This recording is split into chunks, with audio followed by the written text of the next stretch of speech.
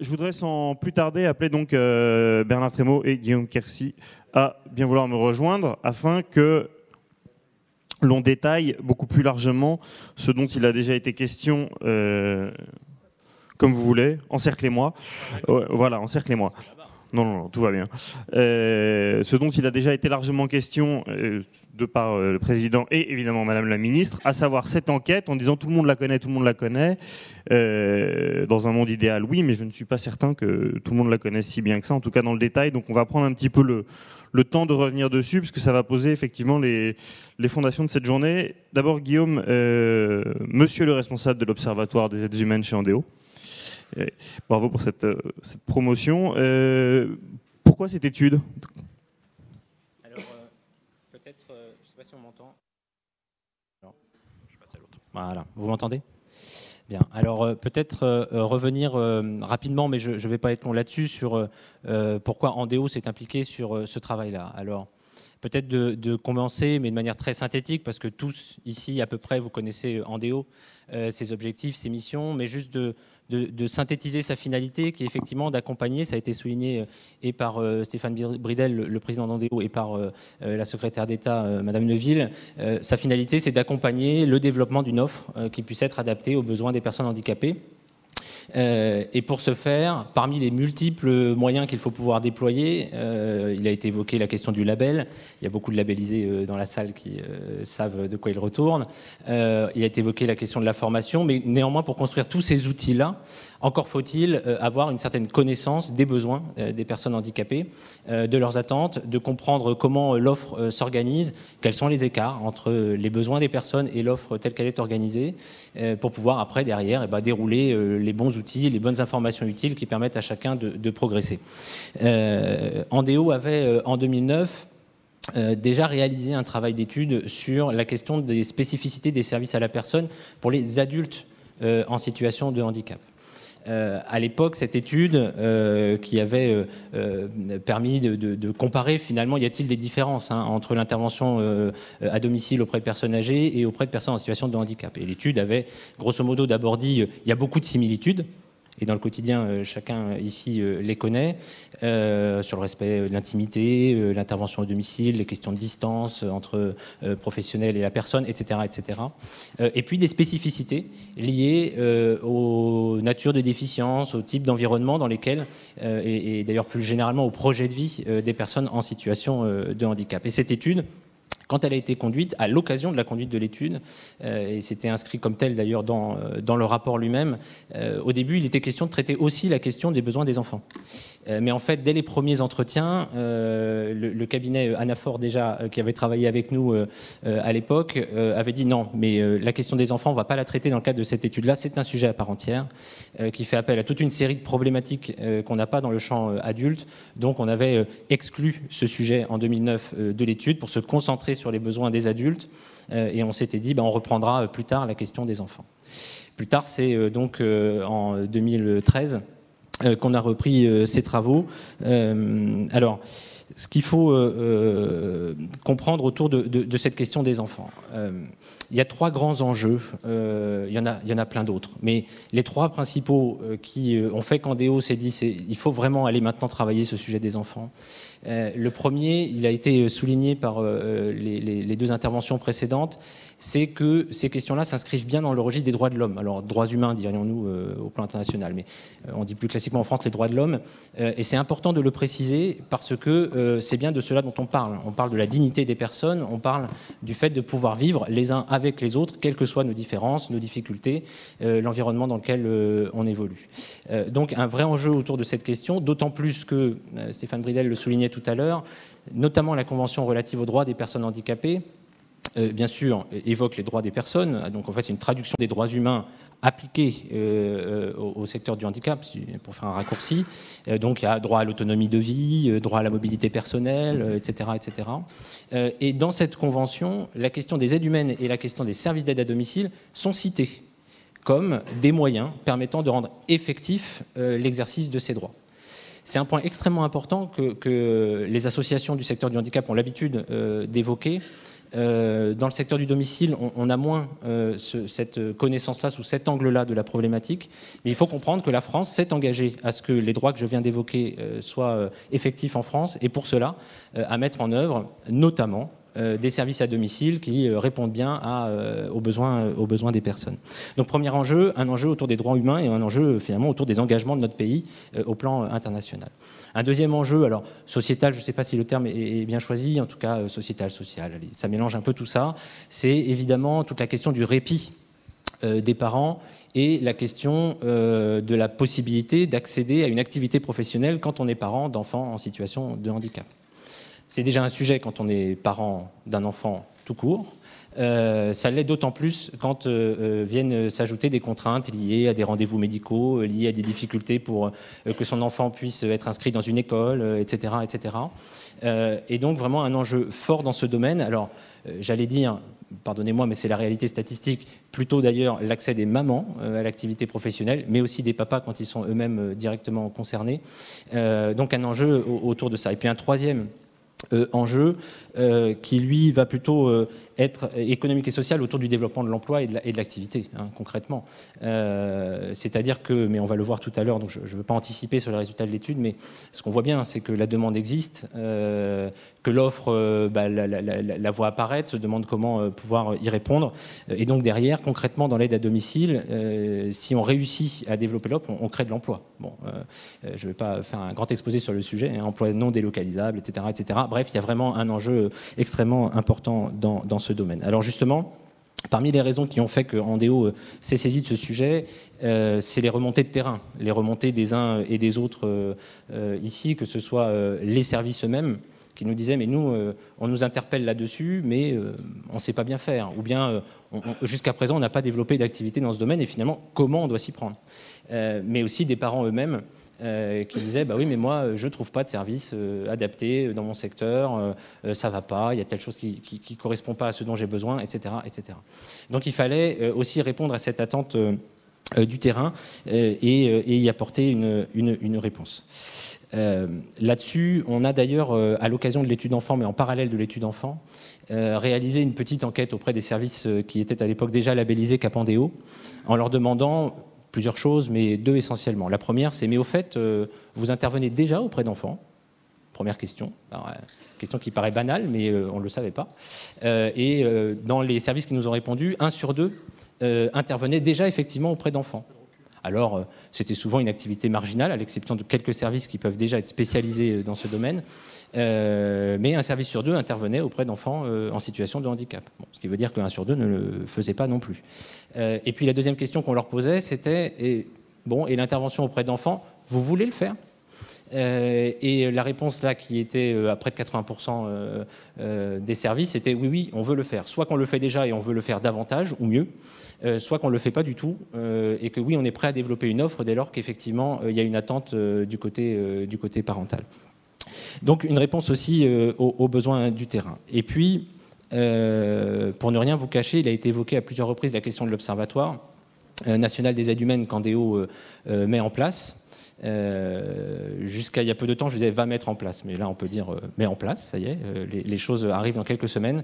Et cette étude enfant qu'on a réalisée avec les partenaires qui ont participé aux travaux a en fait servi de support à la préfiguration de cet observatoire. C'est-à-dire que pour nous, ça a été un outil, une façon d'apprendre en marchant, si je puis dire, et de modéliser le futur Observatoire national des aides humaines en ne reprenant pas des modèles déjà existants et en le plaquant à nos sujets, mais finalement en vivant déjà l'Observatoire dans le cadre du déroulement de cette étude, en tirer un peu des enseignements pour pouvoir ensuite modéliser l'Observatoire. Alors, sur ce point, et j'en termine là,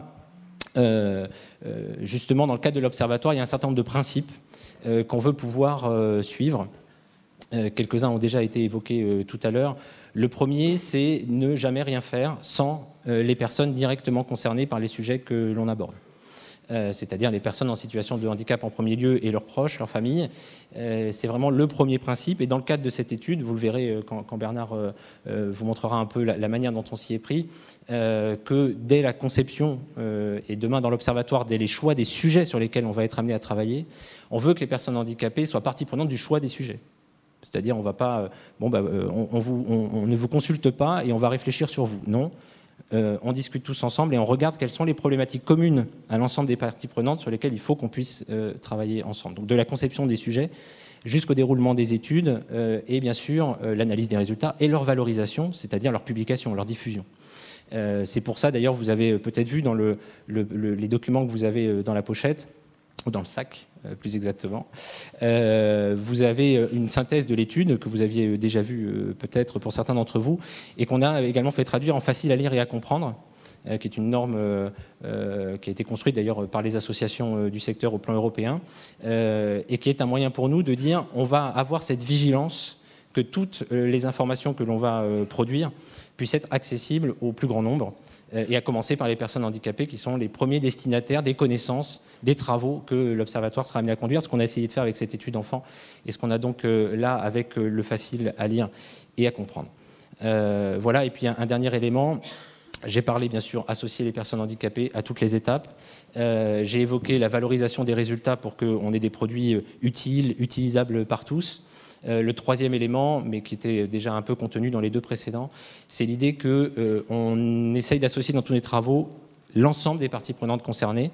Dans le cas particulier de l'étude d'enfants, bien sûr les offreurs de services, c'est-à-dire de dialoguer avec eux, avec vous pour ceux qui êtes dans la salle, l'idée étant bien de regarder quels sont finalement les champs de contraintes de tous les acteurs et de manière pragmatique de trouver les solutions les plus efficaces pour que la vie quotidienne, dans le cas particulier de l'étude d'enfants des parents et des enfants en situation de handicap, soit un peu moins difficile qu'elle peut l'être, et donc de regarder ça pour, à court terme, pouvoir apporter des réponses. Voilà. Merci beaucoup Guillaume. Donc pour mémoire, l'étude elle est entièrement disponible sur le site de Andéo, non ? Alors toutes les productions d'Andéo sont disponibles sur le site internet andéo.fr. L'étude enfant en particulier, à la fois l'étude complète, la synthèse en facile à lire et à comprendre, et on a aussi, j'en profite d'ailleurs pour dire que vous avez dans vos pochettes, on vous a remis une petite clé USB à l'entrée. Dans cette clé USB, vous avez l'ensemble des documents en audio description. Alors évidemment, tout le monde n'a pas besoin d'avoir les documents en audio description, mais c'est une façon pour nous de vous dire voilà comment on peut faire pour rendre accessibles des textes, avec une structure Applicadev qui a travaillé avec nous sur ces audio descriptions et qui vous permettent aussi d'accéder aux documents en les écoutant et pas simplement en les lisant. Voilà. Merci beaucoup Guillaume. J'en profite pour rappeler à l'ensemble des intervenants qui sont déjà arrivés, puisque Guillaume insiste sur l'accessibilité, que toute la journée est reprise en Vélotipie et que Guillaume parle très très vite. Donc pour les intervenants suivants, on va essayer d'être à un rythme plus humain. C'était très bien au départ, il n'y a pas de souci. Non, il parle bien, mais il y a tellement de choses à dire que... Alors je vois que les premières photos commencent à affluer sur le fil Twitter du colloque. Et on a eu le droit à 2 ou 3 occasions au fait que la secrétaire d'État a ouvert le colloque avec un ton juste et motivant. Espérons que ça reste le cas jusqu'à 17h. Bernard Trémaux, donc vous êtes le directeur, peut-être même fondateur de Anafor, cabinet de conseil qui travaille depuis plus de 20 ans dans le médico-social, donc vous avez un petit peu de recul là-dessus. L'Anafor, c'est cette très belle figure de style popularisée par François Hollande en 2012 dans un célèbre débat. Voilà, donc vous allez nous expliquer, moi cette étude, elle me sert à... Voilà. Cette étude, elle a été réalisée quand, auprès de combien de personnes, et je crois qu'il fallait un petit quart d'heure pour y répondre, et malgré ça, vous avez eu plus de 750 réponses, c'est ça ? Oui, alors bonjour à tous. On va essayer de parler un petit peu plus doucement pour tenir compte de la consigne.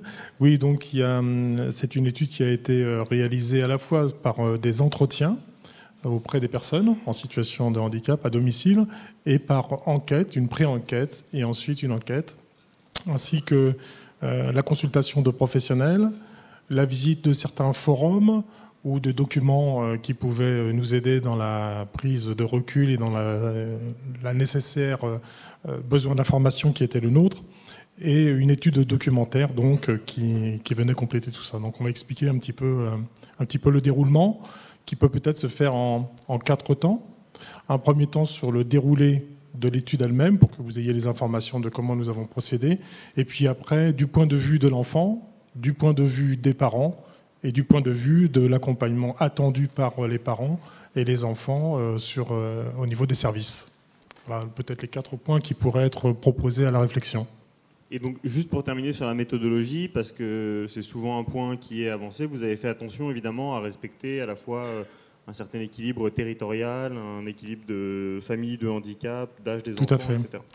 Alors, je vais vous l'expliquer justement en quelques mots. Donc, le déroulement de l'étude, comment ça s'est passé ? Il y a d'abord eu un comité de pilotage qui s'est mis en place. Comité de pilotage qui était composé par évidemment des membres d'Andéo, des gens en situation de handicap et puis également des gens des services d'aide à la personne.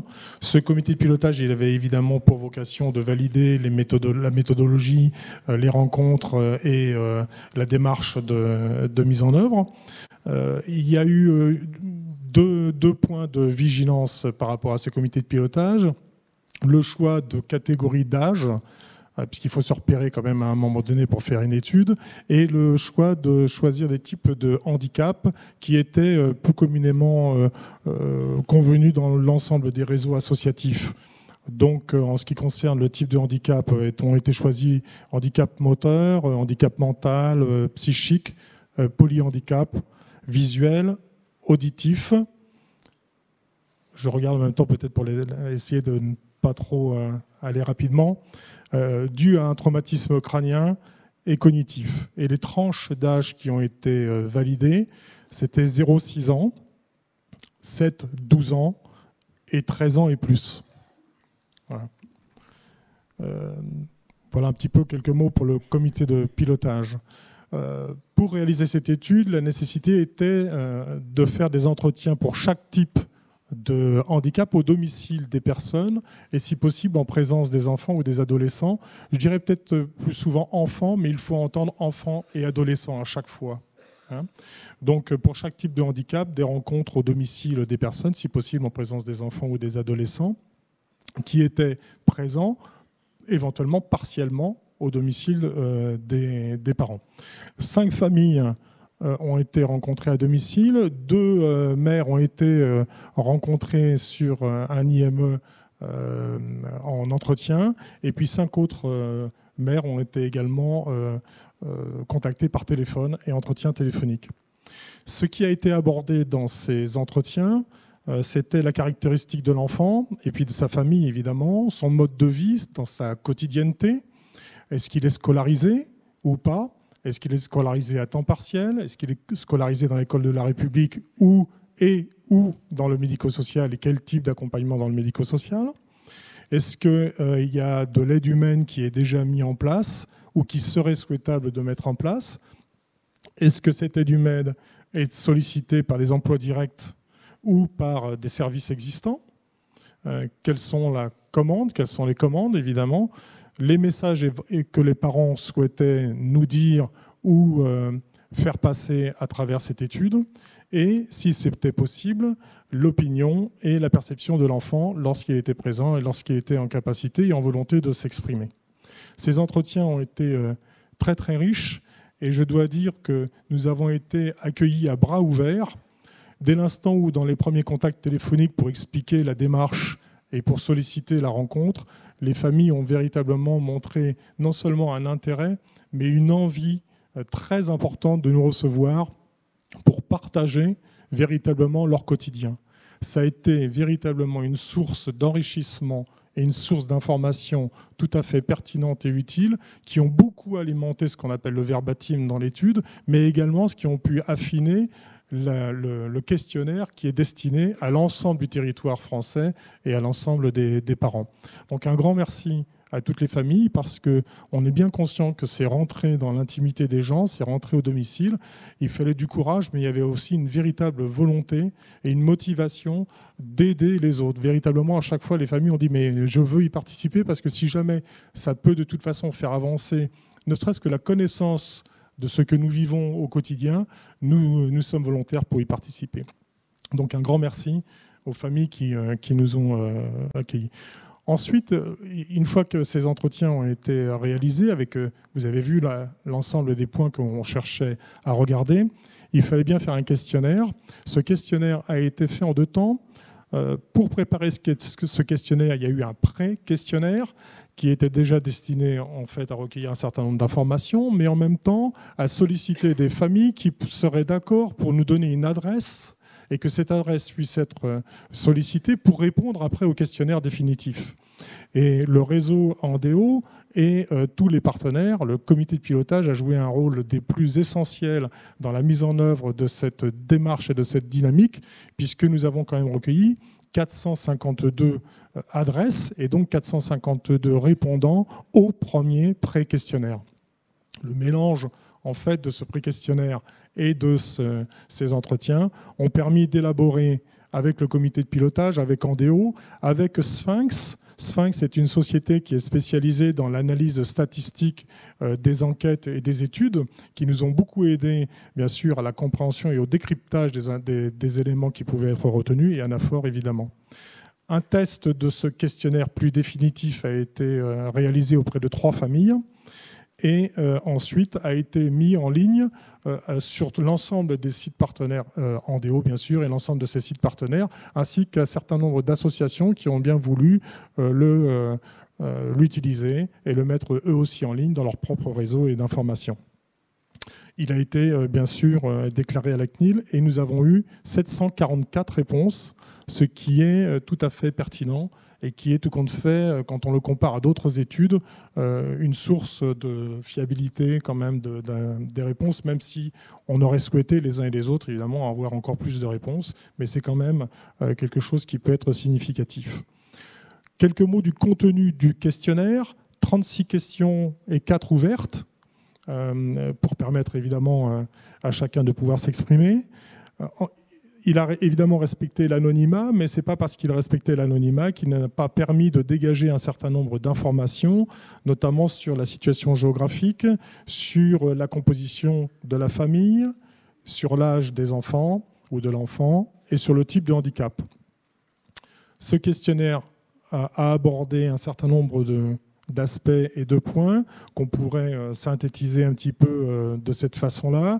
Le mode de vie de l'enfant, sa scolarisation, sa fréquentation dans la scolarisation, ou dans les structures de type médico-social et où, les pratiques et les besoins des parents, l'intérêt et l'utilisation des prestations d'aide à domicile, les aides financières reçues ou les besoins en aide financière et les remarques et les attentes des parents.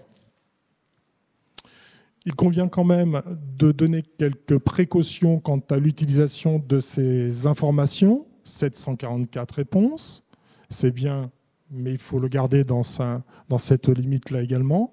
Le fait que ce questionnaire ait été essentiellement diffusé par Internet peut être sélectif. Il faut l'intégrer comme étant des précautions.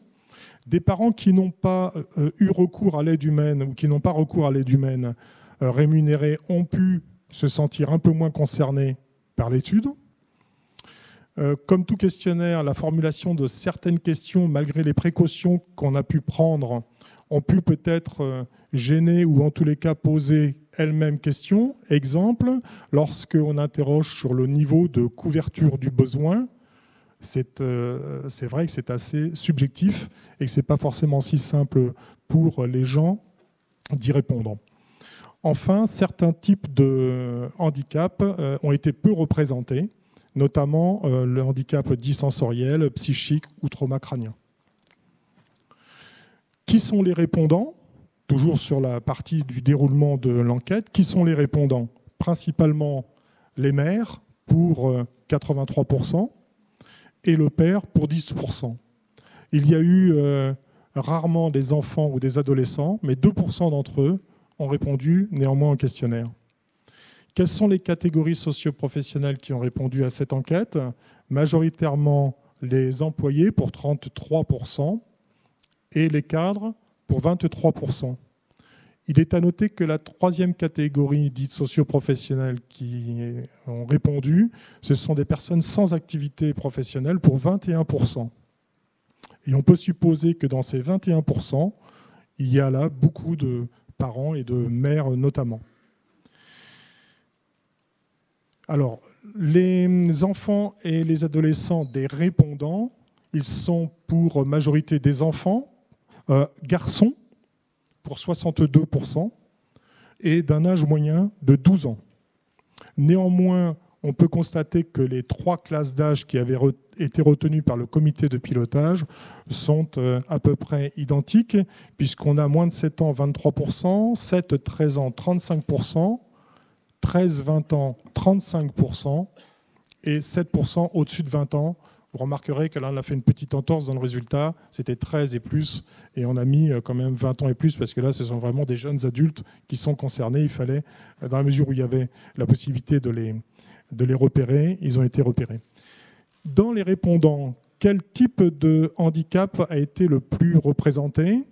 Alors, il y a autisme et troubles envahissants du développement pour 23%, polyhandicap 21%, déficience motrice 18% et déficience intellectuelle 14%. Quelles sont les régions qui ont, puisque c'était sur le territoire national, qui ont le plus participé, ou est-ce qu'il y a un repérage au niveau des régions qui serait un indicateur? On peut dire que la répartition des lieux de résidence n'est pas homogène, mais que 2 régions ont représenté à elles seules 30% des réponses. Il s'agit de l'Île-de-France pour 15% et de la Rhône-Alpes pour 15%. Ce qu'on peut également dire sur la situation des enfants et de la famille, c'est que 76% des enfants des répondants sont le plus souvent avec les 2 parents. 18% vivent avec leur mère, mais toutefois, il est à noter que plus l'enfant est jeune, plus le nombre d'enfants vivant avec les 2 parents est repéré.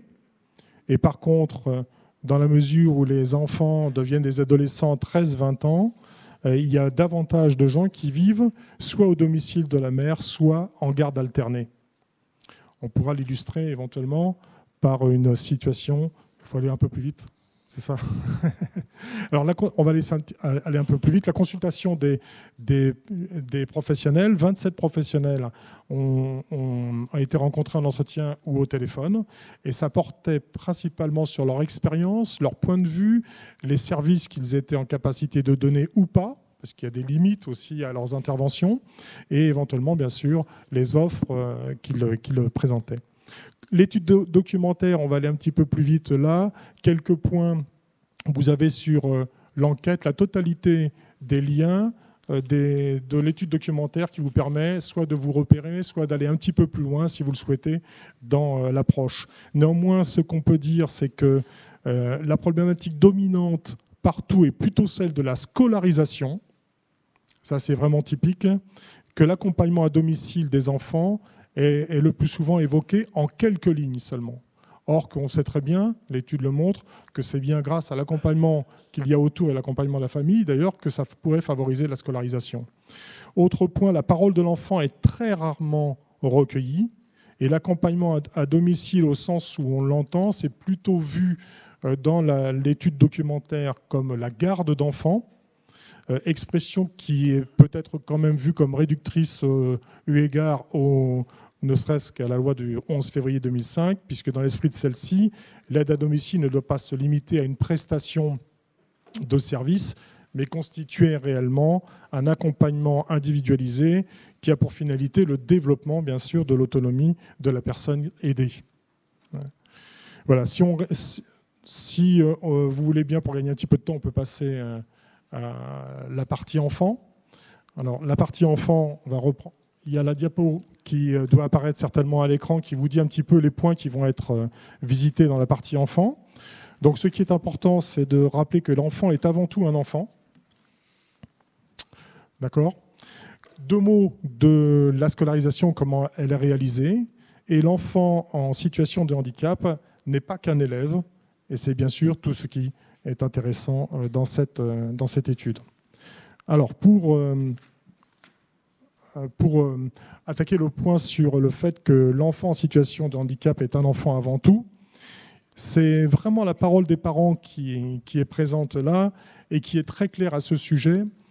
L'enfant en situation de handicap est avant tout un enfant qui a besoin d'éducation, qui a besoin d'un accompagnement pour vivre sa vie autonome et sa vie de citoyen plus tard. Et les parents sont vraiment des parents qui sont en charge de la sécurité et de l'éducation de leurs enfants.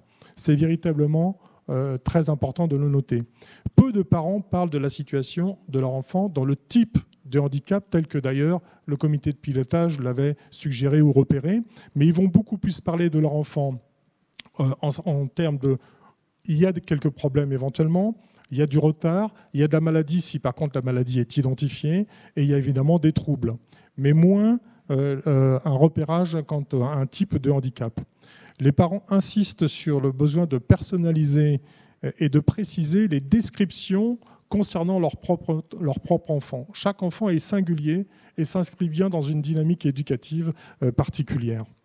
Même si la maladie ou le trouble dont souffre l'enfant est identifié, même si la symptomatologie en est handicapante, l'enfant est considéré d'abord comme un enfant, en devenir, en progrès, en développement de compétences et pas en situation de handicap.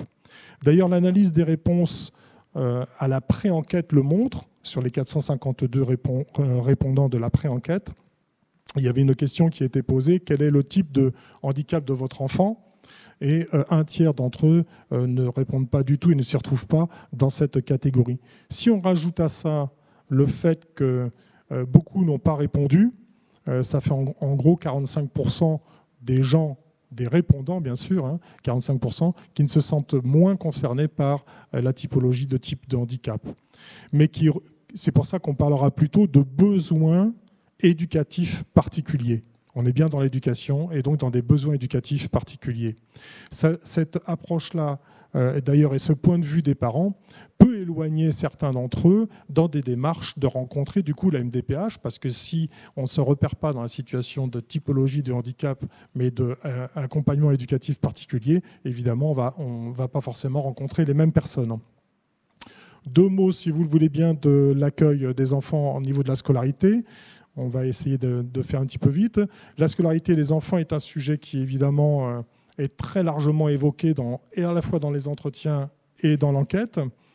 Il est à noter véritablement un parcours du combattant des familles pour arriver à une scolarisation de leur enfant qui bien souvent est à temps partiel, des difficultés très très importantes, à la fois administratives, mais en même temps dans les difficultés de trouver des places en milieu dit ordinaire, et le besoin pour beaucoup qui est marqué d'avoir comme source de réussite à une scolarisation le besoin d'une présence en auxiliaire de vie scolaire. 61% des enfants et des adolescents sont scolarisés, mais 21% de ces 61% le sont à temps partiel. Ce qui veut quand même dire que 39% des répondants ne le sont pas. Et enfin, 46% d'entre eux sont accompagnés d'une auxiliaire de vie scolaire. Plus l'enfant grandit, on peut le repérer, plus il passe de temps partiel à temps complet. Mais la scolarisation dépend aussi, dans l'étude, du type de handicap. Les enfants atteints de déficiences cognitives, motrices et de maladies invalidantes sont davantage scolarisés à temps complet. Les enfants autistes ou troubles envahissants du développement sont davantage à temps partiel. Les polyhandicapés sont le plus souvent non scolarisés. Malgré le fait que des études nationales ont montré qu'il y avait un accroissement des enfants en situation de handicap dans la scolarité. L'accompagnement dans le médico-social, au niveau de la scolarisation, 32% le sont à temps complet, 40% sont accueillis à temps partiel. Il est à noter, ça c'est un point très important qui relève du questionnaire et de l'étude, que quand les enfants sont accompagnés par un CESAD et que on reparlera de confiance tout à l'heure, mais que la confiance est avérée, est installée entre les parents, l'enfant et le service CESAD. Les parents expriment des motifs de grande satisfaction en disant qu'il y a une écoute, les questions sont rapidement traitées et les choix éducatifs sont respectés. Donc, une satisfaction de l'accompagnement des CESAD. Néanmoins, un manque de place criant est noté aussi sur cet accompagnement et une longueur d'attente en liste d'attente. Les limites aussi de certains CESAD sont repérées ou d'autres services en disant tous ne font pas tout ou n'accompagnent pas tout le monde. Et on le verra d'ailleurs après dans la partie plutôt des services à domicile. Il y en a qui vont refuser par exemple un accompagnement à la piscine ou ailleurs ou de s'occuper de la fratrie. Donc il faudrait qu'il y ait plusieurs intervenants parce qu'un enfant on ne va pas le laisser tout seul, donc il faudrait qu'il y ait un intervenant éventuellement pour un certain nombre d'enfants de la fratrie et un autre pour l'accompagnement. Dans son guide d'ailleurs de bonnes pratiques des conduites professionnelles, des bonnes pratiques professionnelles concernant les CESAD, il est quand même à noter que ce document n'évoque en aucun moment la question de l'aide humaine.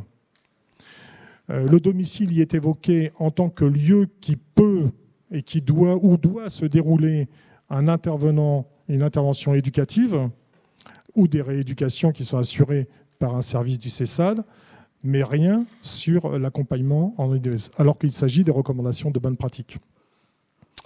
Donc il y a plusieurs types de scolarisation pour en terminer, à temps complet dans l'école de la République ou à temps complet dans le médico-social ou des mixtes entre les deux. Et ça va évidemment être très important puisque ça va déterminer le temps qui est non scolaire et le besoin donc du coup d'un accompagnement par des aidants familiaux ou par des emplois directs ou par des services. Et évidemment, selon le type de handicap ou de difficulté, un accompagnement qui sera pas le même d'un enfant à un autre. En tous les cas, un nombre d'heures considérable à être en disposition.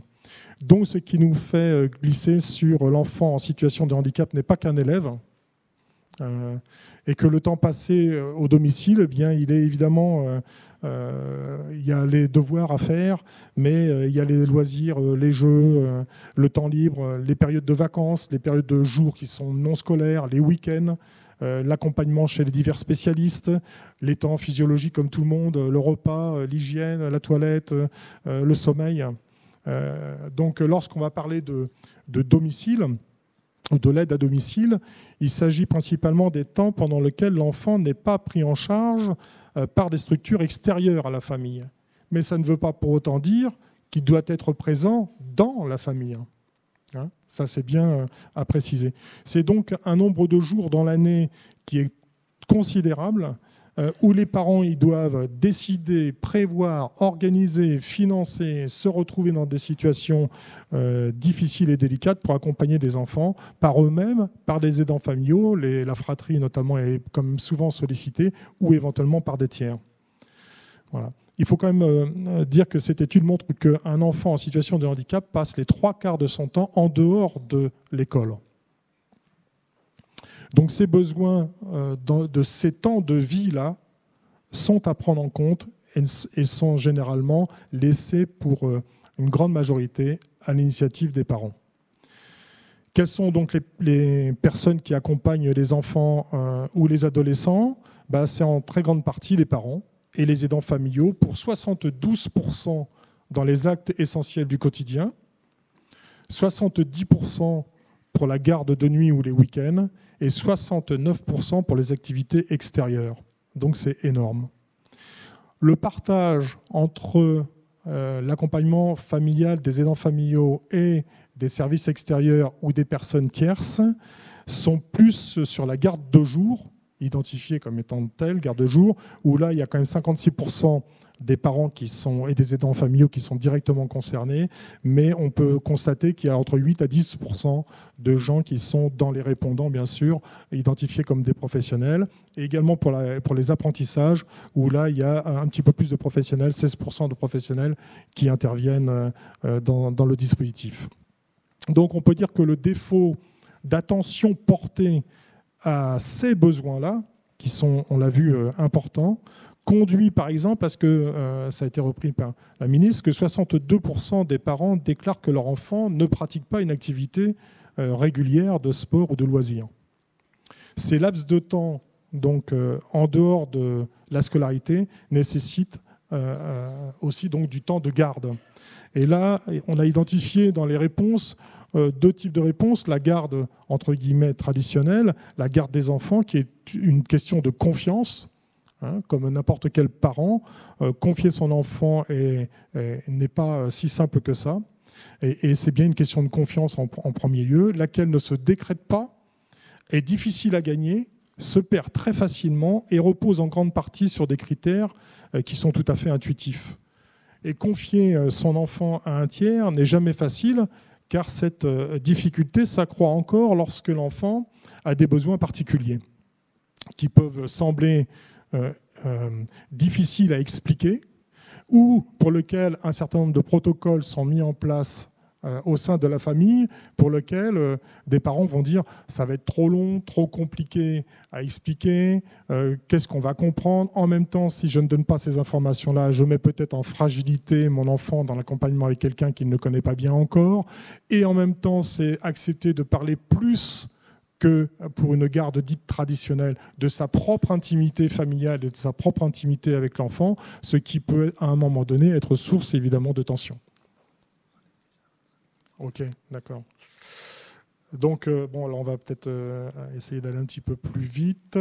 Les besoins en aide humaine. Donc, il y a une petite diapo qui apparaît.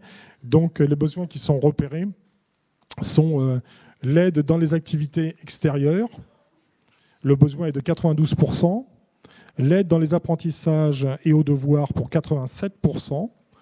La garde de jour à entendre en surveillance ou présence constante pour 83%. L'aide dans les actes essentiels de la vie quotidienne, 82%. La garde de nuit, 74%. L'aide pour les actes nécessitant une certaine technicité, 31%. On le voit bien, les besoins sont immenses.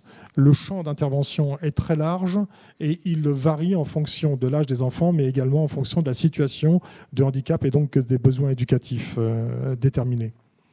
On va peut-être passer pour aller un petit peu plus vite, puisqu'on a un petit peu de retard.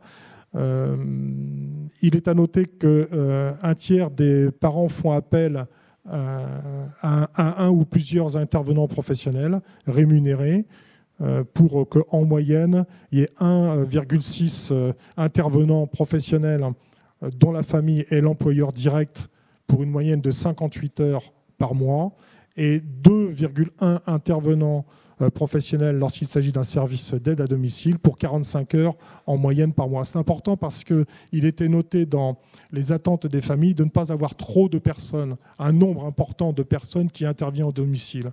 Il faut entendre et comprendre forcément on rentre dans l'intimité familiale, on rentre dans un lieu privé, on rentre dans un lieu où il y a des pratiques qui sont mises en œuvre, qu'il convient de respecter et qu'il convient bien sûr de tenir compte. Et les familles tiennent à ce qui est le minimum d'intervenants avec le minimum de confiance et d'adaptation. Donc l'ensemble, bien sûr, des besoins évolue en plus avec l'âge. Et lorsque l'enfant devient adolescent, eh bien, il y a aussi la capacité d'autonomie, la capacité d'expression de ses choix personnels, la recherche, bien sûr, de liens sociaux et de contact avec l'ensemble des autres, des apprentissages d'aide technique, des activités sportives, de loisirs, de culture qui viennent se rajouter. Enfin, on peut terminer par les aides techniques pratico-pratiques qui sont un petit peu moins repérées dans l'étude. Il faut dire que c'est parce qu'il n'y a que 55% des répondants qui seraient éventuellement concernés par ces aides techniques. Donc on peut dire que 45% ont répondu avoir besoin d'aides techniques, c'est-à-dire fauteuil, des audioprothèses ou autres, et que 43% ont besoin d'un aménagement du domicile. On va peut-être passer aux parents, mais en faisant attention que d'ici une dizaine de minutes, il faudrait qu'on puisse donner un peu la parole à la salle. Donc peut-être moins s'attarder sur les chiffres, puisque vous trouverez tous les résultats de l'enquête sur le site Andéo, mais vraiment donner les grandes lignes directrices de... Alors, l'importance a été de... Et dans le sac, pardon. Ouais. L'importance a été de constater que les parents ont une vie quotidienne peu ordinaire. Ça, c'est vraiment quelque chose qu'il faut entendre comme étant un constat et comme étant une réalité des parents. Les parents nous ont décrit leur quotidien dans les entretiens, mais aussi dans les questionnaires, leurs difficultés, leurs moments de découragement, leurs sentiments d'isolement, mais aussi leur espoir et leurs constats. Je vous coupe juste parce que je crois qu'on va pouvoir projeter. On a une petite BD qui illustre, qui illustre très bien le parcours d'une journée, le marathon quotidien des parents. Je vous laisse regardez quelques instants les casquettes des gens. Je me permets de préciser, c'est une BD qui a été réalisée par l'association Kémil et ses amis, qui nous a été envoyée quand il y a eu l'information sur ce colloque. On l'a parcouru et donc il y a toute une série de planches qui décrivent la vie des parents, leur quotidien. Et ce micro marche pas bien. Et donc on a retenu cette planche-là. Alors peut-être que vous la voyez pas très bien, mais du coup c'est une façon de vous encourager évidemment à acquérir cette bande dessinée. Et là en l'occurrence c'est une planche qui reprend toute la journée d'une mère de famille qui a une casquette sur la tête. Et évidemment à chaque étape de la journée le nom sur la casquette change. Donc elle a un coup la casquette kiné, voilà. Et puis je crois qu'elle doit finir par la casquette maman quand même à la fin. Mais elle est bien épuisée à la fin de sa journée. On trouvait que c'était une bonne façon d'illustrer ce qu'est la densité de la journée d'un parent d'enfant en situation de handicap. Voilà, donc les parents parlent de leur vie quotidienne qui est extraordinaire, et notamment, juste pour donner un exemple, quelqu'un qui dit lorsque c'est mon fils de 11 ans qui répond au téléphone et que quelqu'un lui dit ta maman est là, il va dire oui et il raccroche. Alors ça a même un petit côté qui peut paradoxalement être humoristique, mais qui montre bien la complexité et la réalité d'une vie peu ordinaire de la part des familles. C'est quelque chose qui est important parce que quand on parlera des services à la personne, évidemment, il faut en tenir compte. Donc l'obligation de s'adapter sans cesse à des changements, la difficulté de préserver une vie sociale est très repérée et aussi professionnelle. Bon nombre de parents, et principalement la mère, prennent du temps partiel, voire arrêtent leur activité professionnelle. Et c'est d'autant plus difficile après de la reprendre lorsqu'effectivement l'enfant a peut-être un peu moins besoin de la quotidienneté des parents. Donc de l'isolement, un sentiment d'isolement, de solitude, un sentiment aussi d'incompréhension des fois de l'environnement. Les parents qui ont trouvé par contre un lieu d'écoute, un lieu d'échange, sont satisfaits et se sentent plus sereins. Il arrive également que la situation de handicap fasse éclater la famille ou au contraire fasse que la famille fasse un bloc. J'ai même eu dans les entretiens au domicile un parent qui me disait mais à la limite, et entendez-le pour ce que c'est, me disait-il, c'est presque une chance qu'avec mon épouse nous ayons divorcé parce que ça nous permet d'avoir un week-end de répit sur 2. Voilà, ça ce sont des phrases quand même de réalité qui interpellent et qui choquent, mais qui font partie de la quotidienneté. Et encore une fois, un grand merci à la qualité des familles qui ont accepté de nous faire partager cette réalité. Donc peut-être que les besoins quand même qui sont repérés par les familles, c'est un besoin de temps de répit, et on le comprend avec la phrase et l'exemple que je viens de dire pour 91%, un besoin d'information, et un besoin sur les aides administratives où c'est véritablement un marathon, un labyrinthe, une incompréhension des grandes difficultés qui sont repérées pour 88% des gens, un besoin de temps d'échange et de coordination dans les services, parce qu'on a vu qu'à un moment donné, il peut y avoir plusieurs services qui interviennent, il peut y avoir un CESAC qui intervient, il peut y avoir des enseignants, bien sûr, qui interviennent au niveau de l'école de la République, mais quelqu'un qui intervient pour la garde des enfants de la fratrie, puis quelqu'un d'autre qui va intervenir en emploi direct ou en service à domicile. Donc un manque de coordination important et un besoin de formation et un intérêt à la compréhension du handicap de leur enfant. J'essaye d'aller un petit peu plus vite. Donc, voilà, on a parlé de la vie professionnelle. Ce qui ne marche pas bien et ce qui marche bien, qui est repéré dans l'étude. Alors, ce qui ne marche pas bien pour les parents, c'est donc l'accès à l'information, qui est souvent trouvé au hasard ou au gré des rencontres. La compréhension de l'entourage par l'entourage social et la singularité du mode de vie, la difficulté de compréhension de l'entourage, de leur mode de vie. Les relations avec l'administration, la lenteur, la complexité, les désaccords, les dispositifs d'aide financière, de PCH ou autres qui sont difficiles et qui ne sont pas égalitaires, semblerait-il, sur le territoire, puisque les restes à vivre ne sont pas identiques d'un endroit à un autre. Par contre, ce qui marche bien lorsque ça existe et qu'ils l'ont trouvé, c'est, comme on disait tout à l'heure, les groupes de parole, le soutien par d'autres parents, l'écoute des professionnels, les formations sur le handicap lorsqu'ils en ont bénéficié marquent une grande satisfaction, et la rencontre avec des professionnels compétents ou la réciprocité des échanges et surtout quand les professionnels acceptent de s'appuyer sur le triptyque, on verra ça plutôt dans la dernière partie, mais le triptyque, le parcours de l'enfant et de son développement, le parcours de la famille et le parcours des professionnels. Ce n'est pas simplement deux qui se rencontrent, c'est bien les trois qui doivent s'entremêler et qui doivent tenir compte de chacun d'eux. Donc les parents se sentent souvent seuls, incompris face à leurs difficultés. Les acteurs concernés, que sont les associations, les médecins, les institutions publiques, bien que conscients de cette réalité, n'ont pas encore, semble-t-il, c'est ce qui sort de cette étude, réussi à leur apporter le soutien attendu. Alors peut-être rapidement, juste pour information, les divers services qui peuvent être testés, peut-être juste pour que des gens puissent en avoir l'information. Le baluchonnage, c'est l'aidant professionnel qui s'installe chez vous pendant une absence prévue de 24 heures. L'aide à la parentalité, c'est l'aidant professionnel qui vous soutient dans votre rôle de parent et vous fournit des conseils en matière d'éducation. C'est la garde partagée à domicile. C'est deux ou plusieurs familles qui regroupent leur enfant au domicile de l'une d'entre elles et qui partagent les frais et la rémunération des intervenants. Les groupes de parole, comme on l'a vu, où les gens se rencontrent, discutent et puis se donnent les bons tuyaux. La garde d'urgence. L'aidant professionnel s'installe chez vous en cas d'urgence ou dans une absence imprévue. Et des techniques éducatives spécifiques qui sont donc l'aidant professionnel, qui est bien sûr formé par exemple au langage des signes, mais aussi au braille ou à la méthode Teach ou à des accompagnements éducatifs clairement identifiés et repérés. Et donc les principaux services qui seraient utiles aux parents, c'est la garde d'urgence, des techniques éducatives spécifiques et le baluchonnage de manière un petit peu moins marquée.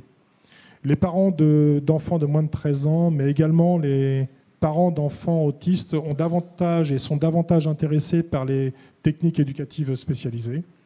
Et le baluchonnage intéresse davantage les parents d'ados de 13 à moins de 20 ans, ainsi que les parents d'enfants polyhandicapés, qui sont également très intéressés par la garde d'urgence. Voilà. Ce qui est important à noter, c'est qu'il faut avoir une approche globale des besoins de la famille, et que ce n'est pas simplement une aide à l'enfant, mais que l'enfant il évolue bien dans son système, et que donc il faut une approche globale des besoins. Voilà. La demande des parents vis-à-vis des services d'aide, les compétences d'un intervenant. Alors les compétences des intervenants professionnels sont marquées de façon plus importante aux yeux des parents s'ils connaissent l'importance de connaître le handicap ou la maladie. Ça représente 65% des attentes des parents.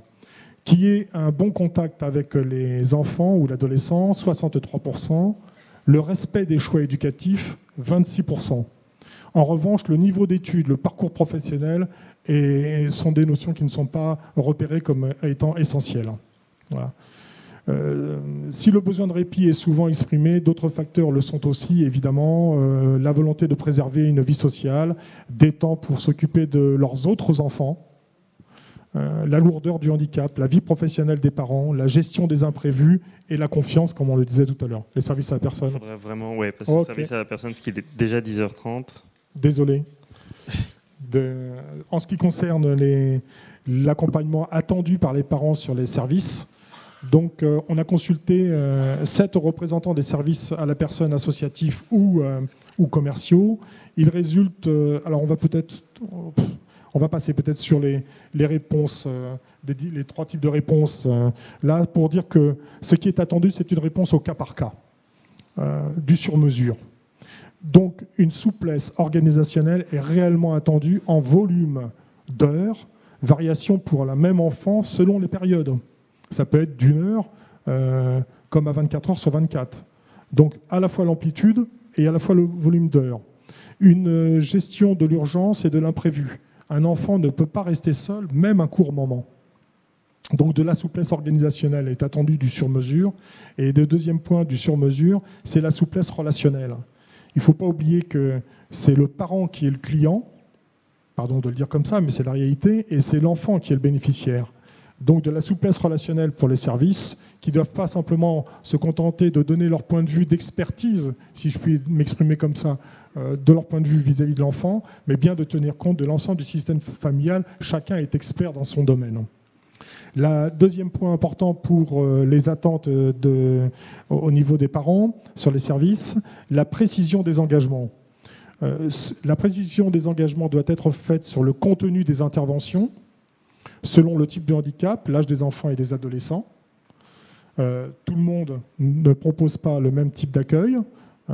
Sur les limites des interventions par rapport au suivi infirmier, par exemple, ou sur la fratrie, sur les méthodes éducatives particulières qui sont proposées, sur le matériel utilisé, sur les modalités de prise en charge de la fratrie, ça c'est très important, ça pose quand même quelques problèmes des fois à certains services, et sur les interventions hors du domicile, qui fait quoi, quel est le périmètre, qu'est-ce qui est pris en compte ou pas sur les... Troisième point qui est important dans ce qui est attendu par les familles, c'est une large gamme de prestations. On l'a vu, il y a tout à traiter. Il n'y a pratiquement rien de proposé. Donc ça va du loisir, à la culture, au sport, à l'extérieur, à la rencontre, au déplacement, à la quotidienneté, à l'aide aux devoirs, des fois aussi à des situations d'aide de tâches ménagères. Donc une large gamme de prestations est attendue par les familles. Voilà, on ne va peut-être pas détailler plus. Du personnel formé par les services à la personne, mais on l'a vu que ce qui est attendu par les parents, c'est principalement la connaissance du handicap et la facilité de contact avant le diplôme. Et les deux qualités les moins importantes qui ont été repérées dans l'étude par les parents, c'est le niveau d'études et le parcours professionnel des personnes. Par contre, les autres qualités recherchées sont l'empathie, la gentillesse, la douceur, la patience et le sens de l'humour. La formation au métier de l'enfance, c'est plutôt autour des éducateurs de jeunes enfants, des animateurs. Et la formation autour du handicap, c'est plutôt AMP et AVS. Voilà. Et bien sûr, la formation qui est attendue par les parents a des méthodes particulières comme le langage des signes, le braille, les pictogrammes ou autres méthodes qui facilitent la possibilité d'intervention. Un autre point, c'est la clarté du positionnement. J'ai presque fini. La clarté du positionnement. Il y a 3 types de réponses, en gros, qui sont apportées par les services. Celles qui sont dites généralistes, c'est-à-dire, par exemple, c'est l'ADMR, c'est l'UNA. Ce sont des prestataires auprès des personnes âgées ou handicapées qui existent déjà. Ils interviennent déjà auprès des enfants également. Et leur position résulte souvent d'un choix politique, s'occuper de tout le monde. Ils considèrent que leur métier, c'est le domicile. Donc des réponses éventuellement généralistes. Une autre type de réponse, il y en a 3. Donc la deuxième, c'est celle des spécialistes du handicap. Alors on va retrouver plutôt là, certaines associations du médico-social, des ADAPI, l'APF, on ne va pas tous les citer, mais qui sont spécialisées par type de handicap, le plus souvent polyhandicap ou autisme d'ailleurs, et qui se sont rapprochés d'ailleurs de ce secteur. Et à leur initiative et pour donner un certain nombre de réponses. Et là, il y a des professionnels diplômés de type éducateur, AMP, soignants, etc. Et la troisième catégorie qu'on pourrait repérer, c'est des services spécialistes de l'enfance. Et là, par exemple, il y a des réseaux commerciaux ou associatifs qui interviennent auprès des familles, mais en proposant des activités de babysitting, de garde, de garde d'enfants traditionnels, sachant qu'on s'adresse aussi à des enfants qui sont là en situation de handicap, et que le métier, c'est l'enfance. Donc les professionnels sont plutôt là des étudiants ou d'ailleurs des éducateurs de jeunes enfants ou des puéricultrices. Voilà. Il est important pour les services, dans les attentes des parents, de clarifier leur position avec un projet qui traduise la décision d'offrir un service spécifique aux enfants et aux adolescents, ou pas, et qui répondent à un cahier des charges très particulier et très identifiable pour les parents. Pour qu'un service réponde aux attentes des parents à besoins éducatifs particuliers, il doit faire l'objet donc d'un vrai projet. C'est un métier spécifique qui nécessite une organisation souple, des compétences relationnelles et qui tiennent compte de la position de chacun et qui s'adresse donc à une grande catégorie de situations. Pour terminer, pour répondre aux besoins des enfants handicapés et à leurs familles, les services donc, doivent, de notre point de vue, de ce qui ressort de l'enquête, écrire dans leur projet le service proposé aux enfants, faire connaître ce service aux enfants et à leurs familles, parce que là c'est un vrai marathon, les informations circulent mal, être adaptable sur l'organisation et sur le relationnel, avoir des professionnels formés à l'enfance et au handicap, proposer de l'aide pour les déplacements à l'extérieur et développer des partenariats avec le médico-social, les structures culturelles, sportives et de loisirs. Voilà, désolé, j'ai été un petit peu long, mais il y avait beaucoup également à dire. Merci beaucoup. Non, mais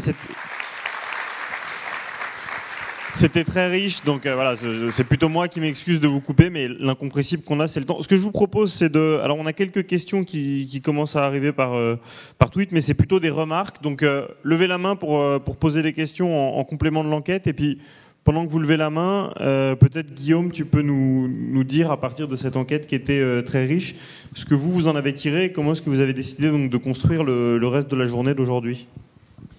Ouais, le temps que des... Ah, il y a déjà une main qui se lève. Il y a une question devant, si on peut vous apporter un micro devant.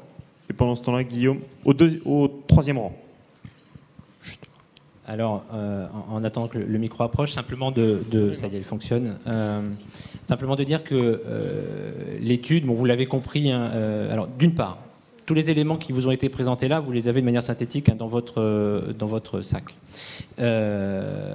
Ensuite, très sincèrement, quand on a travaillé sur cette étude, alors on n'a pas été surpris de l'ampleur des difficultés, mais je dois reconnaître que la concentration de ces difficultés dans cette étude, c'est-à-dire le verbatim quand on le parcourt, puisque les parents avaient l'occasion dans l'enquête de s'exprimer librement et pas simplement de répondre à des questions fermées, je peux vous assurer que quand vous avez fini de lire la totalité du verbatim, vous fermez tout, vous éteignez le bureau, vous rentrez et vous vous dites « waouh ».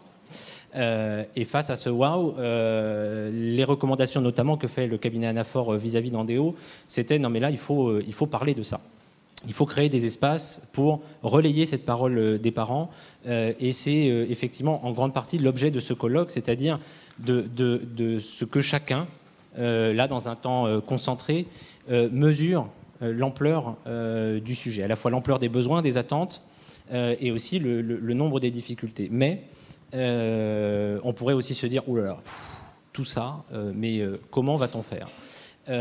Donc on essaie d'être un peu pragmatique et de se dire, d'abord ce matin, on va, là dans les temps qui vont venir après nous, plutôt vous montrer ce qui se passe déjà aujourd'hui et comment c'est possible.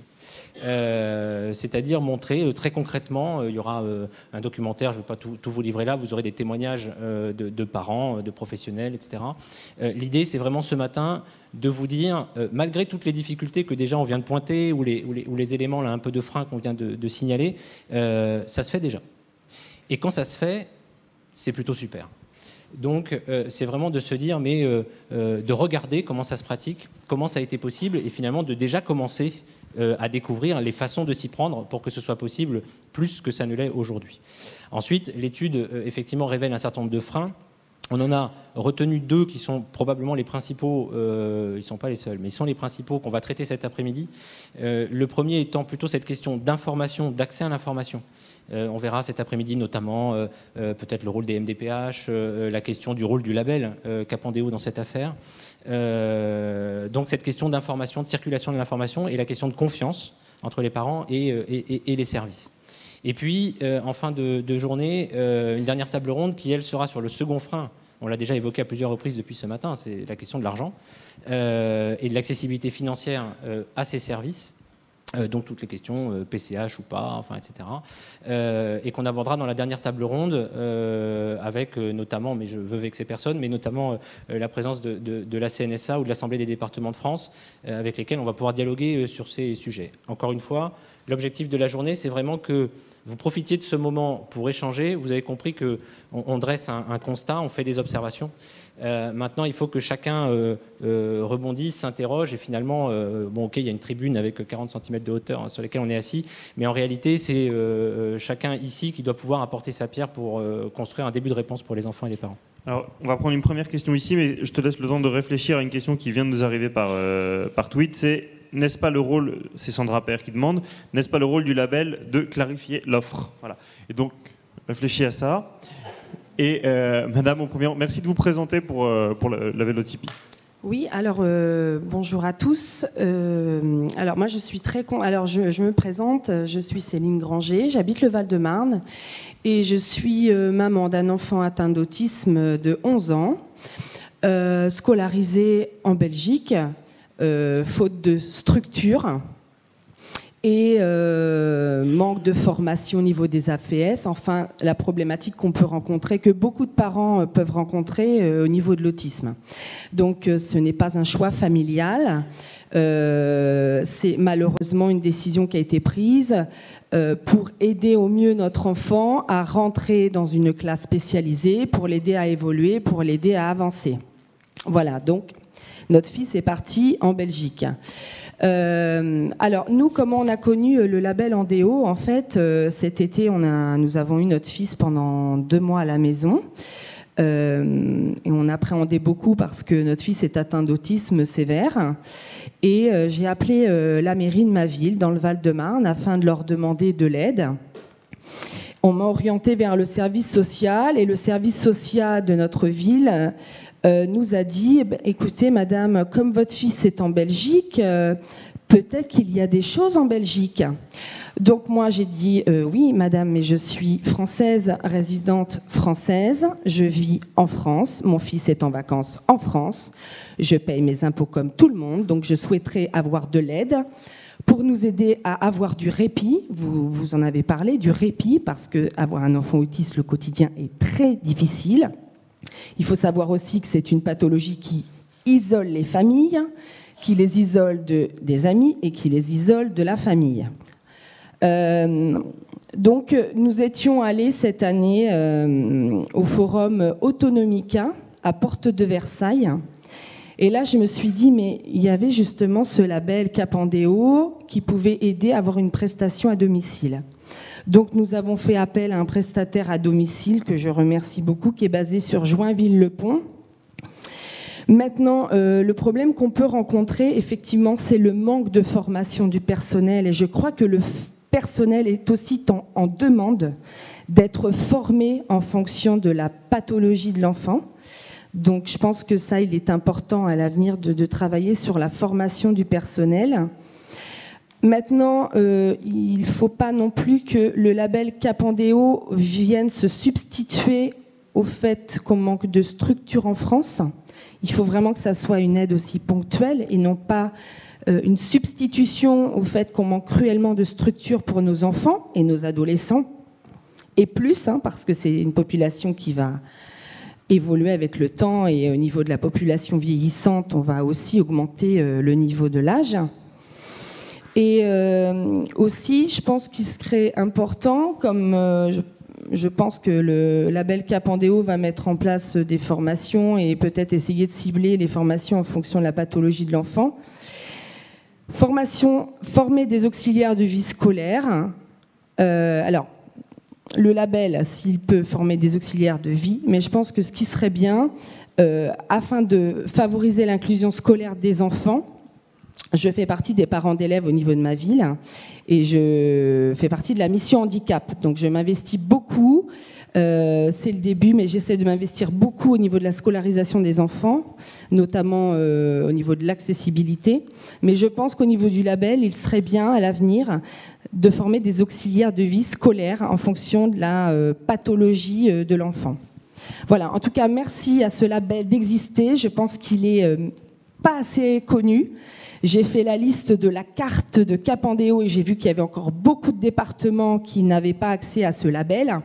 Donc je pense qu'il va falloir faire parler de vous afin que les familles soient connues. Moi, au niveau de ma ville de Champigny-sur-Marne, j'ai donné des plaquettes au niveau des prestataires de services et au niveau de l'école où est scolarisée ma fille notamment. Voilà, j'ai passé des plaquettes pour faire connaître ça aux familles parce qu'il y a un grand besoin. Nous n'avons on n'a pas fait partie de l'enquête, donc je pense que l'enquête est terminée maintenant. On aurait bien voulu y participer, mais voilà, je vous donne mon témoignage aujourd'hui et longue vie à Capandéo. Merci beaucoup.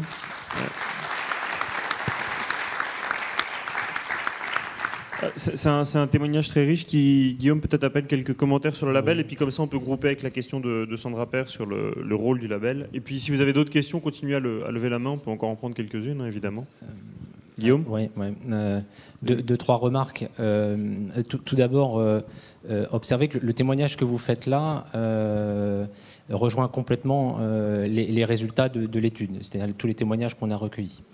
Tout ça pour dire en forme de clin d'œil que l'enquête est effectivement terminée. Ceci dit, c'était une première. Il pourra y en avoir d'autres, notamment sur les territoires, pour avoir une vision plus précise, plus fine dans les départements. Et ce sera en particulier le rôle des pôles ressources locaux de Andéo.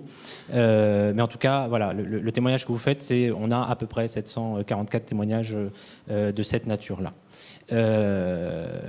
Sur ce que vous avez évoqué. Alors, d'abord, sur la question de la formation des intervenants, en particulier sur la question de l'autisme. C'est un sujet sur lequel Andéo travaille aujourd'hui, avec depuis plusieurs mois maintenant d'ailleurs un groupe de travail qui réfléchit sur cette question, qui essaye de repérer les formations aujourd'hui qui seraient adaptées à cette problématique, s'il en existe, et puis de rechercher des modules de formation qui puissent être les plus adaptés aux besoins des services. Donc il y a un travail dans ce domaine-là, y compris d'expérimentation, pour essayer, si l'offre est défaillante dans ce domaine, de permettre d'en créer une pour que les services d'aide à domicile ou les services à la personne puissent trouver des formations qui répondent à ce besoin de formation des professionnels.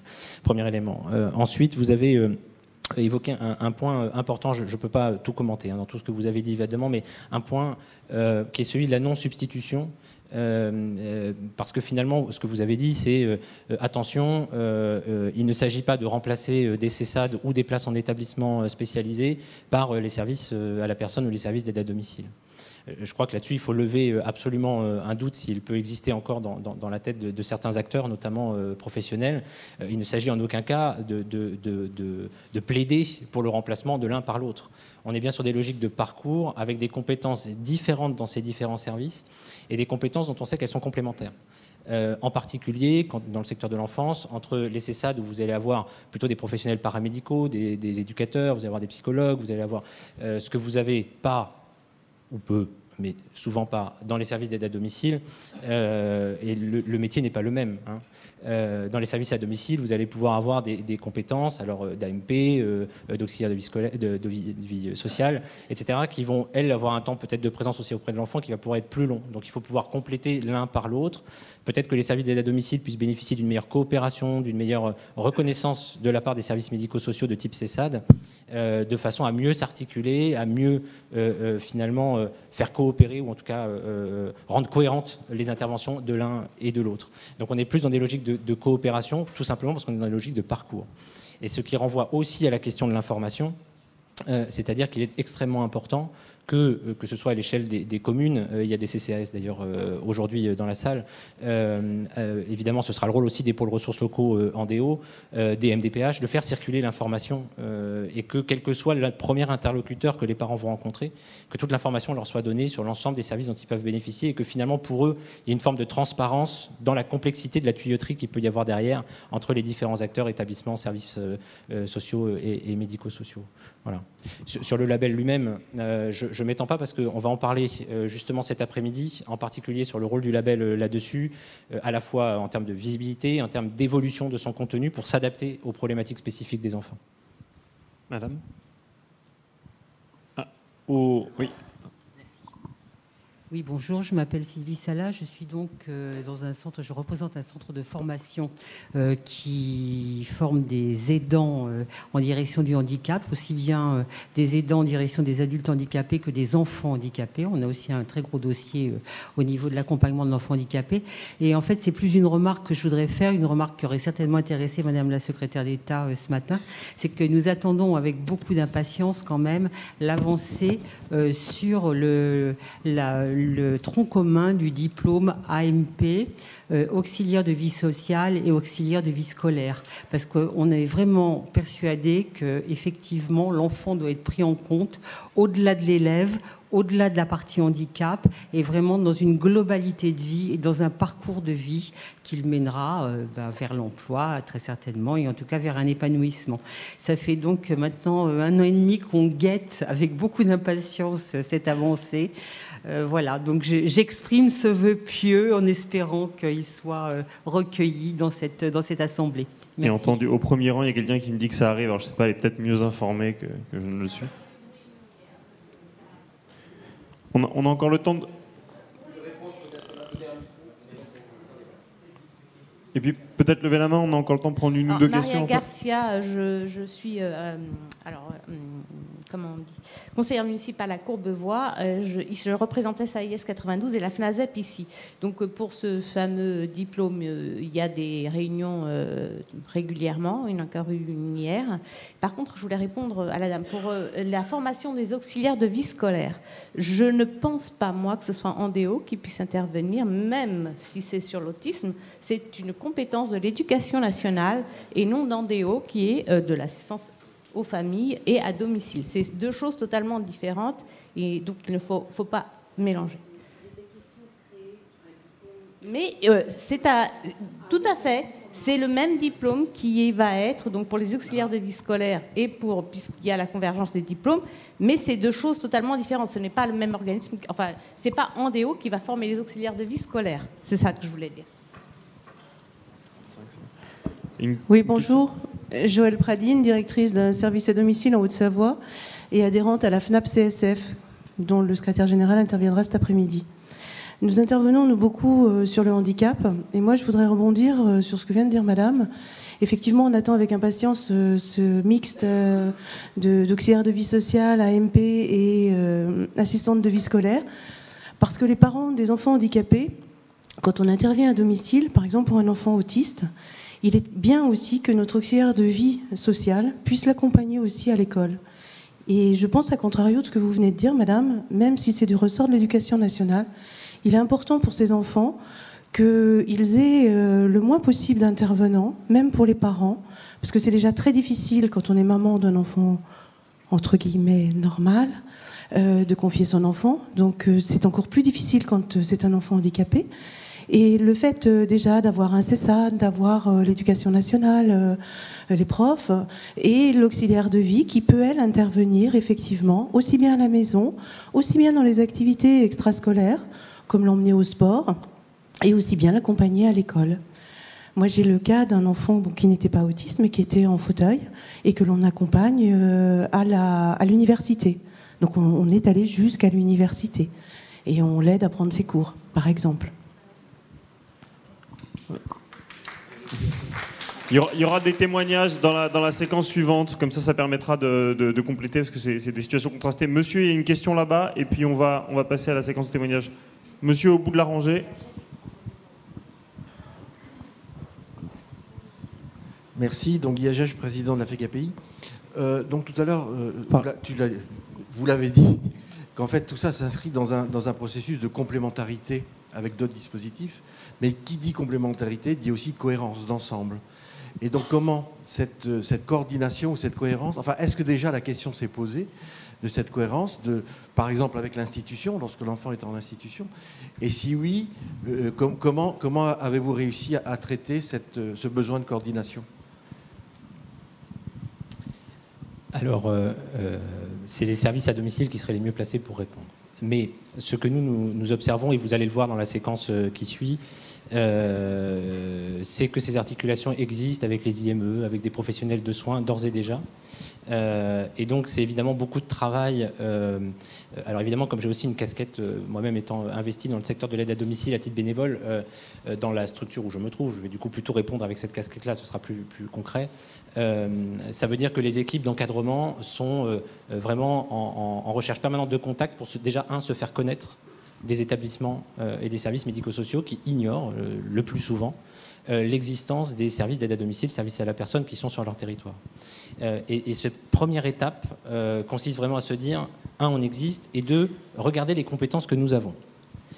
Une fois que ce lien de confiance s'établit, et il y aura sûrement des tas d'autres témoignages de cette nature, mais une fois que cette connaissance et ce lien de confiance commence à s'établir, c'est-à-dire de se dire, on est du même monde, en réalité, et on a surtout les mêmes personnes auprès desquelles on intervient, vient la discussion autour de mais alors comment est-ce qu'on peut travailler mieux ensemble, par exemple comment est-ce que l'IME peut donner l'information aux parents des enfants qui l'accueillent de l'existence de solutions d'aide à domicile une fois que l'enfant, soit avant l'arrivée à l'établissement le matin, soit après lorsque l'établissement ferme ou lorsqu'il ferme dans l'année. puisque souvent les IME ne sont pas ouverts 365 jours sur 365. À l'inverse des services à domicile qui, eux, sont actifs 7 jours sur 7 et pour certains d'entre eux 24 heures sur 24. Une fois que ces articulations se font, donc information, et ensuite rencontre entre professionnels, et après c'est situation par situation. L'élément clé, et peut-être pour réagir à la remarque qui était faite tout à l'heure au fond de la salle, l'élément clé c'est l'évaluation des besoins évidemment. Et donc c'est de faire qu'à ce moment-là, ça se parle bien entre les différents professionnels qui connaissent l'enfant, qui connaissent la famille, avec la famille, pour bien déterminer le rôle de chacun, voir comment les uns et les autres doivent s'articuler entre eux. Je disais pour répondre, parce que c'est à ce moment-là qu'on peut identifier si vraiment il est très périlleux pour l'enfant de lui mettre trop d'intervenants différents, ou si à l'inverse, ça peut arriver, il y a des situations dans lesquelles, c'est moins une difficulté, voire ça peut être quelque chose de souhaitable. Mais tout ça dépendant de l'évaluation réalisée avec les professionnels et les parents, bien entendu, qui sont les premiers experts de la situation de leur enfant. Voilà, c'est-à-dire juste pour dire que dans ce cadre-là, il n'y a pas de règle absolue ou générale. Il y a surtout la volonté que tous les professionnels doivent avoir ensemble et partager, de bien évaluer les besoins et de savoir quelle est la meilleure organisation dans l'intérêt de l'enfant. Je connais d'assez près une fédération qui a un réseau régional assez fort et qui peut vous aider à vous faire connaître auprès des établissements du terrain. Merci. J'ai vu une main là, mais alors vraiment très, très brièvement. Oui, mais avec le micro quand même, parce que encore une fois, tout est enregistré. Et puis on conclura la séquence. Merci, je vais être très bref. Didier Duplan, Fédération Indessa à domicile, association d'aide et de soins à domicile.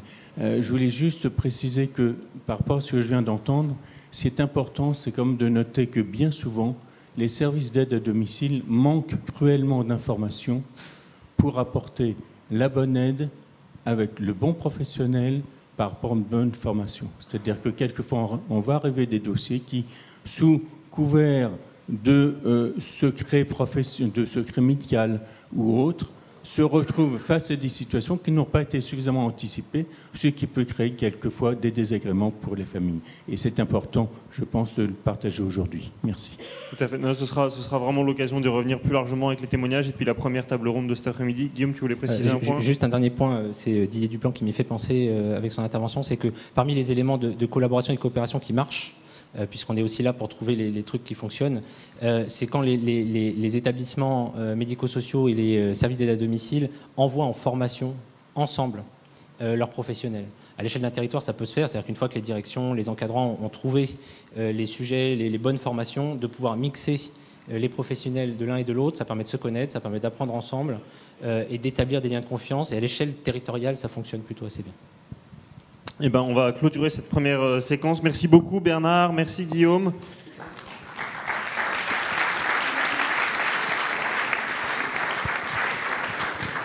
Et si je repasse dans la salle pour commencer une séquence sur l'aide à domicile, c'est possible. C'est qu'avant de demander aux intervenants de me rejoindre sur scène, et j'en profite pour saluer Marie-Vonne Liazid, on va regarder un petit film qui va nous mettre en situation.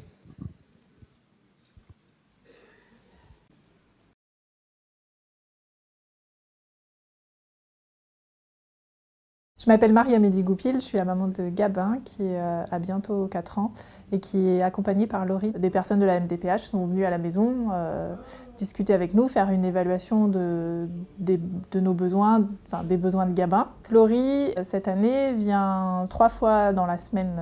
Une fois le mardi, c'est pour l'accompagner chez la psychomotricienne. Elle vient aussi sur un deuxième temps à domicile où elle assiste en partie à la séance de kiné parce qu'il y a des exercices pour Gabin qui commencent à être grands où il est bon d'être à 2 aussi pour lui faire faire. Elle peut l'emmener se promener, faire des activités avec lui et puis elle est présente là aussi sur le temps du déjeuner. Elle peut vraiment entièrement se consacrer à Gabin sur ce temps de repas, commencer à l'aider à manger seul, accompagner son geste avec la cuillère, voilà, ce qui n'est pas facile à faire quand on a d'autres enfants à côté. Et le troisième temps dans la semaine, c'est un temps de crèche. La présence de Laurie lui permet de vraiment participer pleinement aux activités de la crèche. On sait qu'on peut aussi faire appel à un autre moment si on a un besoin spécifique. Ça m'est arrivé qu'une AVS m'accompagne à l'hôpital, par exemple. On a fait une demande d'intégration en milieu scolaire. Donc là, éventuellement, on aimerait avoir un peu plus d'heures et surtout que ce soit la même AVS qui puisse aller à l'école, à la crèche, à la maison pour avoir une continuité dans le suivi et une cohérence dans les prises en charge. Je m'appelle Joëlle Smigiel et je suis la maman de Morgane Friedrich. Ça fait 2 ans qu'ils viennent chez moi pour s'occuper de Morgane pendant que moi je travaille. Il y a une personne qui vient le matin quand je commence à 6 h. Sinon, la semaine où je suis d'après-midi, il y a quelqu'un qui vient qui récupère Morgane au bus à 16h30 et qui me le garde jusqu'à 20h30, heure où je rentre du travail. Je sais que Morgane se lève, Morgane, il y a quelqu'un qui est là pour l'habiller, pour l'aider à s'habiller, pour le faire déjeuner, pour l'emmener à l'école aussi. On va chez l'orthophoniste et après je te dépose à la station de bus pour aller à l'IME. Oui? D'accord, alors on y va. Petit. Année. Rouge. Des gants. Petit croix, que de croix. C'était super. Wow. C'est vrai, t'as bien travaillé? Oui. Wow. Allez, mets-toi maman, ce soir, elle va être très contente de toi. C'était un petit peu la galère avant. C'est vrai que je suis séparée du papa. Quand le papa pouvait pas, je demandais à des amis qui habitent à côté, ou alors une maman qui le récupérait au bus. C'était toujours compliqué, c'était toujours le stress permanent, quoi. Toujours à se demander qui va s'occuper de Morgane. Ils sont professionnels, donc ils savent comment réagir s'il y a un petit souci avec Morgane. Là maintenant, il est heureux de vivre. J'ai senti la différence. C'est déjà assez compliqué pour nous, parents d'enfants différents, que là c'est quand même un stress en moins. On est déjà passé à gérer, quoi. Hervé, Antoine, donc parents d'Emma, 15 ans, adolescente, polyhandicapée. La première nécessité, c'est une réalité donc, des parents, sa mère et son père, de conserver leur activité professionnelle. Emma a une prise en charge les lundis, les mardis, les jeudis, les vendredis en IME. On a besoin d'une personne à domicile avant pour assurer le réveil d'Emma et c'est le retour à la maison. Donc aux alentours de 16 h, jusqu'à ce que tant que moi, professionnellement, je rentre de mon travail ou que Nadine rentre de son travail, où on a des activités aussi extra-professionnelles, donc ça donne des plages horaires avec des ouvertures jusqu'à peu près 22 h. On n'a pas cette possibilité de faire le lien social qui est fait dans les lycées, dans les collèges et dans les relations avec les autres adolescentes. Et comment les auxiliaires d'intégration d'Emma, elles permettent ça. Ce qui nous a semblé important, c'est de donner toute l'autonomie à Emma, mais en même temps qu'elle puisse se construire en tant qu'individu, en tant qu'adulte, en tant que future femme, avec des représentations qui sont différentes. Je suis Marie-Céline Perrard, la maman de Baptiste, diagnostiqué autiste, scolarisé en CLIS à temps partiel. Donc le restant de la journée, il est accompagné chez l'orthophoniste. Après, il y a un accompagnement aussi au sport. Il y a aussi des sorties bowling, parc. Aussi, on peut rester à la maison, faire des apprentissages, de la lecture, de la compréhension verbale, écrite. Ça me libère pour les activités professionnelles et aussi personnelles. En tant que parent, on est plus sensibilisé par l'affection et tout ça, qu'avec un accompagnement, le lien est plus direct, plus professionnel aussi, puisqu'ils sont tous formés au handicap. Les accompagnants peuvent changer, mais Baptiste les connaît, donc il y a toujours une petite mise en route, mais ça passe très bien. Quand je vois que Baptiste part quitte la maison sans râler, sans frustration, avec le sourire, c'est bon signe.